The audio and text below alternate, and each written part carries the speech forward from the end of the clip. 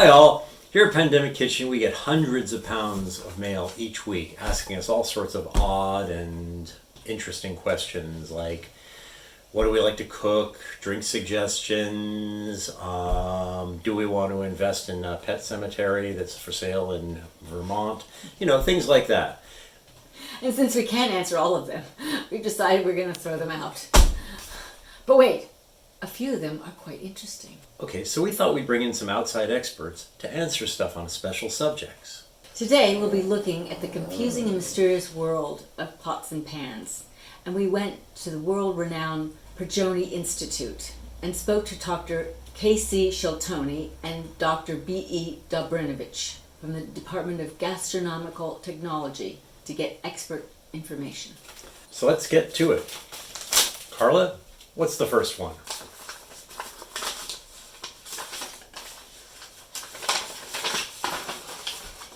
Dear Bruce and Karla, I'm a terrible person and I have no friends, which is why I have time to waste watching Pandemic Kitchen. What is it up with you guys and non-stick pans? You seem to almost never use them. The only time I ever see them was on one of the older episodes when you used a big one with all the Teflon peeling off. Yuck! Yours truly, Joe Stalin. Actually, Joe, that pan was a very old Teflon pro-anodized pan where the applied dye layer was starting to peel off. We do very occasionally use coated nonstick pans, but we haven't in any of our published episodes yet. Dr. Dobrin, what can you tell us about nonstick pans? Thank you, Bruce and Karla at Pandemic Kitchen.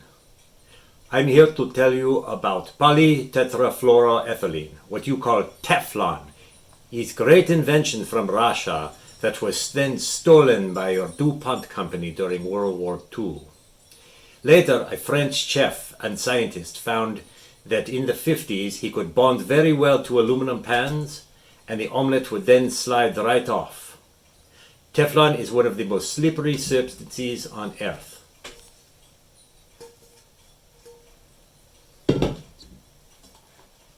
Unfortunately, it is not as hard as cooking utensil and as easily scratched, and once that happens it will start to lose effectiveness. It also will start to break down at 500 degrees Fahrenheit and at 600 will burn off, forming chlorofluorocarbon. Scary as that sounds, the amounts produced are unlikely to hurt anyone, but the pan will be destroyed. It is this lack of durability rather than safety which is why Pandemic Kitchen does not use it very often. There are other nonstick surfaces such as aluminum oxide, ceramic, seasoned cast iron, and porcelain, but they are not nearly as slippery as Teflon. Thank you, Dr. Dobrin. Pandemic Kitchen actually has one special Teflon pan that we use exclusively for our French omelets, but that's a later episode. Great. Okay, well, here's a nice letter from a soon-to-be married couple in Oxford, Ohio. Hi, Bruce and Karla. I don't know what to do. My fiancé, Johnny, wants to cancel the wedding because he heard that professional chefs' pans were aluminum and he worries that the soft aluminum will get into all the food and poison our guests. Should we be worried? Please answer me. I'm desperately sad. Your friend, Emily. Oh, sorry. It's actually Emile. Guys, I think we have nothing to worry about. We mostly use inexpensive professional Winco aluminum pans at Pandemic Kitchen. Dr. Shelton, help us out. Thank you, Bruce and Karla. In many ways, aluminum makes the perfect cooking material, especially for frying pans. Nothing transmits heat better. You can use it on the stove top, in the oven, and even the BBQ. And though it is true that elemental aluminum is very soft and very reactive, this is one of those times where you get better living through chemistry. Pure aluminum is so reactive that when it is exposed to oxygen, it immediately reacts and oxidizes. This is similar to what happens to iron or steel when it rusts. But when iron oxide rust is very soft and flakes off, aluminum oxide not only binds permanently to the surface of underlying aluminum, but it's actually the second hardest and most stable substance on Earth, using a very cheap and easy process called anodization. Your entire pot or pan is encased in a layer that is tougher than any cooking utensils and is able to handle very high temperatures. This layer is so stable that it is actually almost impossible to damage it using anything you would find in a normal kitchen. As a bonus, this layer is also non-stick, not quite as slippery as Teflon, but close. If you just expose pure aluminum to the air, you get a very, very thin oxide layer.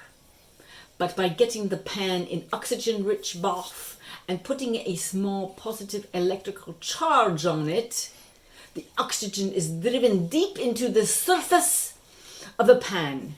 There is a branded process called hard anodized, which is no harder, but uses a special bath and a higher voltage to make the layer even thicker. Because pure aluminum oxide is transparent, they often dust impurities on the outer layer, which will give a lustrous color. They can pretty much make it any color they want. But most of the time, they use copper or zinc, which gives a distinctive gray color. The impurities don't really add anything to the process. So on commercial pans, they typically leave the layer clear. On the old pan you see in some of the earlier pandemic kitchens, the thin impurity layer has eventually been worn off, leaving a clear aluminum oxide underneath. Even though the layer is immensely hard, but like the Grand Canyon, enough time and washing will eventually wear it down. Now, any very hard substance is also very brittle, but because your pan still has an inner core of soft aluminum, any hard impact will be absorbed. So the softer inner core may dent, but the pan won't shatter. If you could drive the oxygen all the way through the pan, it would be very hard, possibly transparent, and shatter like glass if you dropped it. Now, you can find transparent aluminum oxide in labs and in nature. In a lab, they use transparent aluminum's optical properties to produce high-power lasers and industrial cutters. In nature, if it is found with red or blue impurities, we call it a ruby or sapphire. Thanks, Dr. Celtoni. There must be some downsides to aluminum, though. There are. Since they don't respond to a magnetic field, they can't be used on induction stove unless the maker embeds a steel plate in the bottom. Number 2, since they transmit heat so well, adding cool ingredients while cooking can cool the pan and temporarily stop the cooking process.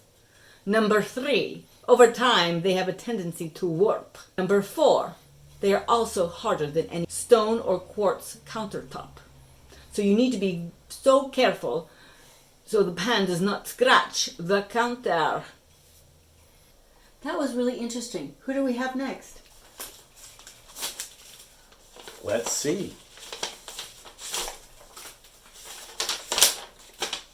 Dear Bruce and Karla, I've been going back and forth on getting either cast iron or carbon steel pans. I have some investments in this industry and really need to know what's the difference. Andy Carnegie, New York, New York. Nice to hear from you, Andy. And I don't blame you for being confused. Dr. Sheltoni? Alloyed iron products such as cast iron and carbon steel, though similar to each other, are almost the opposite of aluminum pans. First of all, where aluminum is terrific heat conductor, iron products are terrible.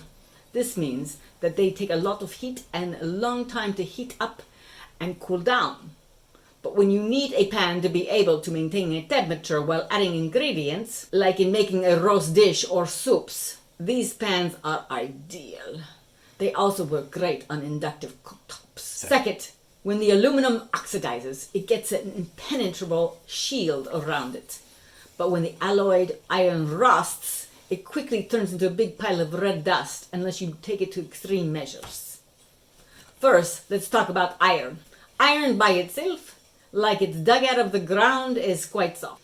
a pure iron nail would bend over the first time you hit it with a hammer.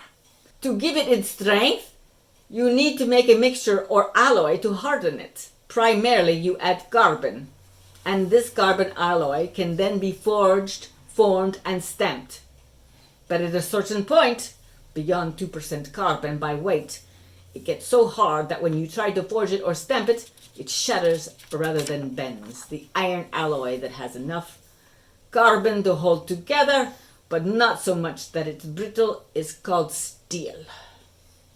You can still use iron with more than 2% carbon, but you need to melt it down and pour it into a mold rather than to try to stamp it into shape. This form is called cast iron.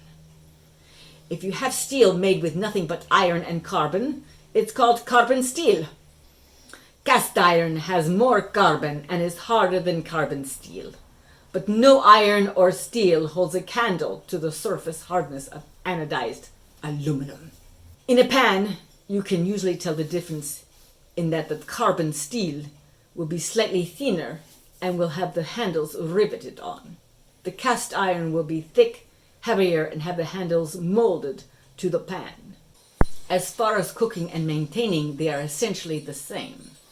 To use alloyed iron pans, you need to coat them with something so they don't rust away to nothing. Typically, this is done by seasoning the pan. This is nothing but covering the pan with a vegetable oil and baking it at low heat until the oil forms a protective crust over the cooking surface. Done properly, this coating is a non-stick in the same way as the anodized aluminum.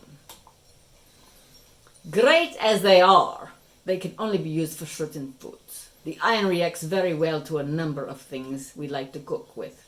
Tomatoes, wine, fruits, milk, and anything with acid in it will either make the food taste metallic and strip off the season, or worse, it can pit the metal if left in for a very long time.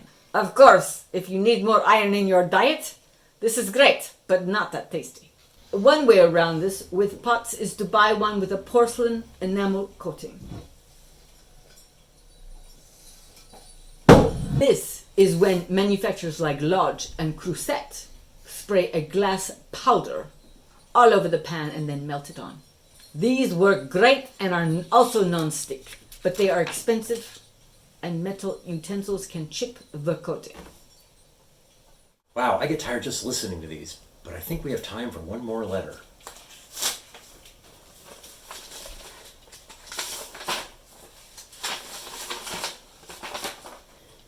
Dear B&K, I just love stainless steel. My entire kitchen is done in stainless, as is my bathroom, living room, and bedroom furniture. Doors, car, a DeLorean, and I even have a puffy silver jacket for my toy poodle Rocco. I just can't bring myself to cook on anything else. Am I a bad person? Your friend, L. Wood. The O's are little hearts. How cute. Noel, you're not a bad person. Perhaps hundreds of people every year cook perfectly happily on stainless steel. In fact, most of our pots here at Pandemic Kitchen are stainless. But there are a few things to look for. Dr. Dobrinovich? As my distinguished colleague Dr. Shelton has already mentioned, steel is an alloy of iron and carbon. Stainless steel is an alloy of iron, carbon, and chromium. It has many of the same advantages of cast iron, but by adding chromium, this steel not only will not rust, but will not react with any food. These may sound perfect, but these too have their issues. First, they are not non-stick at all. You will sometimes have to pry your food straight off of it. Like cast iron, pure stainless steel is a terrible heat conductor. But to minimize this, the better pans will either bond a layer of highly conductive copper onto the bottom of the pan, like this Teflon pot, or they will sandwich copper or aluminum inside of stainless steel, like this Tremontine pot. This greatly improves heat distribution, but can make them surprisingly heavy, and performance can be unpredictable. Where your big win is boiling, sauce making, soup making, and anything you use a pot for. For this reason, Pandemic Kitchen's pots are almost all stainless steel. Thank you, Dr. Dobrinovich. Well, we hope you learned something here today. We certainly have. We really like doing these things, and we really appreciate that you guys are still watching. And feel free to keep sending us letters. The cold weather is coming, and we're low on firewood, so thank you. And good night.